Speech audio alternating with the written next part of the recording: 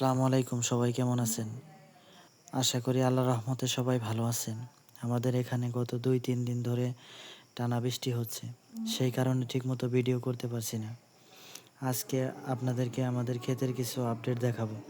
কয়দিন আগে যেসব বেগুনের চারা রোপণ করেছিলাম আলহামদুলিল্লাহ সেগুলো অনেক ভালো অবস্থায় আছে। বেগুনের চারার পাশাপাশি লাল শাক, মূলা শাক এবং মূলার বীজ বপন করেছিলাম। সবকিছুই আল্লাহর রহমতে অনেক ভালোভাবে গজিয়েছে। বিশেষ করে লাল শাকগুলো দেখতে মাশাআল্লাহ অনেক সুন্দর হয়েছে। ভালোভাবে দেখতেছিলাম যে বেগুনের চারাগুলো যে কয়েকদিন আগে রোপণ করলাম ওগুলো ভালোভাবে মাটিতে লাগিয়েছে কিনা, প্রচুর পরিমাণ বৃষ্টি হচ্ছে, চারার কোনো ক্ষতি হয়েছে কিনা এগুলো ভালোভাবে দেখে নিলাম। ক্ষেতের কাজ প্রায় শেষ।